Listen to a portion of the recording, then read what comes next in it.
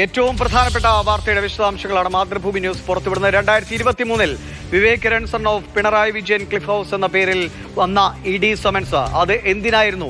അങ്ങനെ ഒരു സമൻസ് അയച്ചിരുന്നു. വിവേക് കിരൺ ഹാജരായില്ല എന്ന വാർത്ത പുറത്തു വന്നതിന് പിന്നാലെ പല സ്വർണ്ണ കടത്ത് കേസ്, ലൈഫ് മിഷൻ കേസ് തുടങ്ങിയവയിലൊക്കെ ആയിരിക്കാം സമൻസ് എന്ന വാദങ്ങൾ വന്നിരുന്നു. പക്ഷേ അതിന്റെ യഥാർത്ഥ കാരണം മാതൃഭൂമി ന്യൂസ് ഈ നിമിഷം പുറത്തുവിട്ടിരിക്കുകയാണ്. ലാവ്ലിൻ കേസുമായി ബന്ധപ്പെട്ടാണ് വിവേക് കിരണിന് ഇഡി നോട്ടീസ് അയച്ച് സമൻസ് അയച്ചത്. അതിന്റെ കാരണം വിവേക് കിരണിന്റെ വിദേശത്തെ പഠനത്തിന്, UK-യിലെ പഠനത്തിന് ലാവ്ലിന്റെ പ്രധാനിയായ ദിലീപ് രാഹുലൻ പണം ചെലവഴിച്ചു, പണം നൽകിയിട്ടുണ്ട് എന്ന വിവരത്തിന്റെ അടിസ്ഥാനത്തിലായിരുന്നു ഇഡി സമൻസ് അയച്ചത്. പക്ഷേ 2023 ഫെബ്രുവരി 14-ന് 10:30 കൊച്ചിയിലെ ഇഡി ഓഫീസിൽ ഹാജരാകണമെന്ന് ആവശ്യപ്പെട്ടുള്ള ആ സമൻസ് പാലിക്കാൻ വിവേക് കിരൺ തയ്യാറായില്ല. വിവേക് കിരൺ ഇഡി ഓഫീസിൽ ഹാജരായിട്ടില്ല. അതുമായി ബന്ധപ്പെട്ട ചോദ്യങ്ങൾക്ക് ഉത്തരം നൽകിയിട്ടില്ല. പക്ഷേ പിന്നീട് അങ്ങോട്ട് ഇഡി മുന്നോട്ട് പോയിട്ടില്ല എന്നതും ഏറ്റവും പ്രധാനപ്പെട്ട കാര്യമാണ്. രാഷ്ട്രീയപരമായി പല വിധത്തിൽ ആരോപണങ്ങൾ ശക്തമായി നമ്മൾ കഴിഞ്ഞ ദിവസങ്ങളിൽ കേട്ടിരുന്നു. അതിന് കൂടുതൽ ശക്തി പകരുന്നതാണ് എന്തുകൊണ്ടാണ് ഇഡിയുടെ അന്വേഷണം മുന്നോട്ട് പോകാത്തത് എന്ന ചോദ്യവും. ബിനിൽ കൂടി നമുക്കൊപ്പം ചേരുന്നു. ബിനിൽ, ഇഡിയുടെ നടപടികൾ, ഇഡി അന്വേഷണങ്ങളൊക്കെ വളരെ വിശദമായി വർഷങ്ങളായി പിന്തുടരുന്ന ആളാണ് ബിനിൽ. അതുകൊണ്ട് തന്നെ ഇങ്ങനെയൊരു വളരെ നിർണായകമായ മുഖ്യമന്ത്രിയുടെ മകന്, ഒരു വലിയ കമ്പനിയുടെ ഉടമ, ഇത്ര വലിയ തോതിൽ വിദേശത്ത് പഠിക്കാൻ പണം ചെലവഴിച്ചിട്ടുണ്ടെങ്കിൽ അത് ഏത് മാർഗത്തിലൂടെയാണ് എന്ന് ബോധ്യപ്പെടുത്തേണ്ടത് മുഖ്യമന്ത്രിയുടെ മകനും ഉത്തരവാദിത്വമുണ്ട്. അദ്ദേഹത്തിന്റെ മുഖ്യമന്ത്രിയുടെ തന്നെ രാഷ്ട്രീയ പ്രതിച്ഛായയെ നല്ല രീതിയിൽ നിലനിർത്തണമെങ്കിൽ എന്തായിരുന്നു ആ ചോദ്യങ്ങൾക്കുള്ള ഉത്തരം മകൻ തന്നെ നൽകേണ്ടതുണ്ട്. പക്ഷെ അതിനുള്ള സാഹചര്യം ഒന്നും ഉണ്ടായില്ല. ഇഡിയുടെ നോട്ടീസ് അവിടെ ചെല്ലുന്നു, അതോടുകൂടി അവിടെ അവസാനിക്കുന്നു. എന്താണ് ഇഡി ഇതിലൂടെ ലക്ഷ്യം വെച്ചത്? ഇഡി ഉദ്ദേശിച്ച അല്ലെങ്കിൽ ഇഡിക്ക് കിട്ടിയ വിവരങ്ങളുടെ അടിസ്ഥാനത്തിൽ വളരെ കൃത്യമായ സോഴ്സുകളിലൂടെയാണോ ഇങ്ങനെ പണം ചെലവഴിച്ചെന്ന വിവരം കിട്ടുന്നത്? എന്തുകൊണ്ട് വിവേക് കിരൺ, അത് തെറ്റാണോ ശരിയാണോ? എന്തായാലും ഇഡിക്ക് മുന്നിൽ ഹാജരായി മറുപടി പറയേണ്ട വിവേക് കിരൺ ഇതിൽ നിന്ന് മാറി നിന്നു. 2 വർഷത്തിനിപ്പുറവും അതിൽ പിന്നീട് ഒരു നടപടിയും ഉണ്ടാകുന്നില്ല, പ്രതികരണവും ഉണ്ടാകുന്നില്ല. എന്തുകൊണ്ട്? ദിവിഷ്, ഈ ഇഡിയുടെ സമൻസ് എന്തുകൊണ്ട് ആവിയായി പോയി എന്ന് ഉത്തരം പറയേണ്ടത് എൻഫോഴ്സ്മെന്റ് ഡയറക്ടറേറ്റും അതിന്റെ മുകളിലുള്ള കേന്ദ്ര ധനകാര്യ മന്ത്രാലയവും ഒക്കെ തന്നെയാണ്. കാരണം ഇത്തരത്തിൽ ഒരു സമൻസ് അയച്ചു കഴിഞ്ഞാൽ ആ സമൻസിൽ ബന്ധപ്പെട്ട വ്യക്തി ഹാജരായില്ല എങ്കിൽ പിന്നീട് റിപ്പീറ്റായിട്ട് സമൻസ് അയക്കുക എന്നതൊരു രീതിയുണ്ട്. അതായത് ആ വ്യക്തിയെ ഈ അന്വേഷണത്തിന്റെ മുന്നിലേക്ക് എത്തിക്കാൻ വേണ്ട തീരുമാനങ്ങളുമായി മുന്നോട്ട് പോകുക എന്നത് സാധാരണ നിലയിൽ ഈ എൻഫോഴ്സ്മെന്റ് ഡയറക്ടറേറ്റിന്റെ സമൻസുകൾക്ക് സ്റ്റേ ലഭിക്കുക എന്നത് അത്യപൂർവമായിട്ടുള്ള കാര്യമാണ്. നമുക്ക് അറിയാം, രാജ്യത്തെ തന്നെ പല കോളിളക്കം ഉണ്ടാക്കിയ കേസുകളിലും പല രാഷ്ട്രീയ നേതാക്കളും അവരുടെ മക്കളും ഒക്കെ തന്നെ എൻഫോഴ്സ്മെന്റ് ഡയറക്ടറേറ്റിന് മുന്നിൽ ഈ സമൻസുമായി ബന്ധപ്പെട്ട് ഹാജരായതൊക്കെ നമുക്കറിയാം. മുൻപ് നേരത്തെ ഇത്തരത്തിൽ ഈ ഇഡി സമൻസിനെ കോടതി മുമ്പാകെ എത്തി ചോദ്യം ചെയ്ത് അതിന് തടയിട്ട ഒരാൾ ഡോക്ടർ തോമസ് ഐസക്കാണ്. അതിന് മുൻപും ശേഷവും അത്തരത്തിലുള്ള ഉദാഹരണങ്ങൾ വളരെ കുറവാണ്.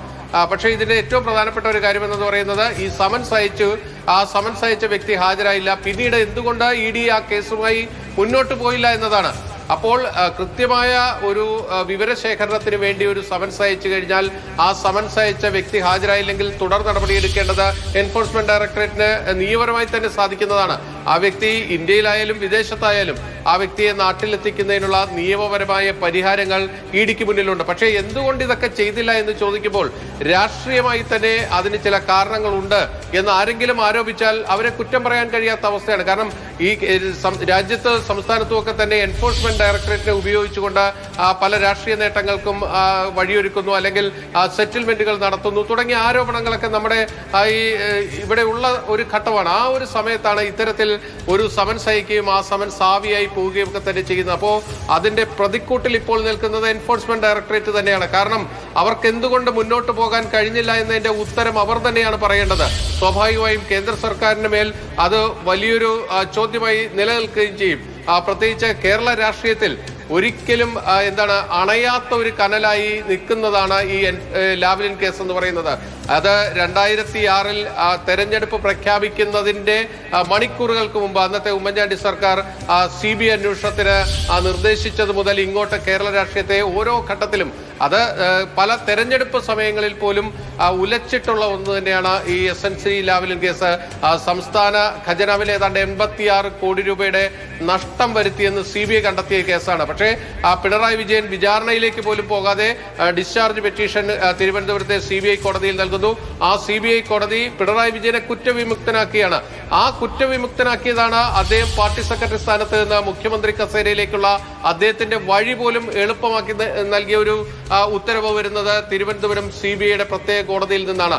അതിനുശേഷം മുഖ്യമന്ത്രിയായ ശേഷം പിണറായി വിജയനെതിരെ CBI അപ്പീലുമായി ഹൈക്കോടതിയിലെത്തുന്നു. ഹൈക്കോടതി പക്ഷേ ആദ്യഘട്ടത്തിൽ CBI കോടതി എടുത്ത ആ നിലപാടിൽ നിന്ന് അല്പം വ്യത്യസ്തമായിട്ടാണ് ഈ കേസിനെ കണ്ടത്. ഇതിൽ ഉദ്യോഗസ്ഥരായിട്ടുള്ളവർ വിചാരണ നേരിടണം, രാഷ്ട്രീയ നേതൃത്വം അതിൽ വിചാരണ നേരിടേണ്ടതില്ല. കാരണം പിണറായി വിജയൻ അടക്കമുള്ളവർക്കെതിരെ അവരെ പ്രോസിക്യൂട്ട് ചെയ്യാനുള്ള തെളിവുകളൊന്നുമില്ല എന്നാണ് ഹൈക്കോടതി കണ്ടെത്തിയത്.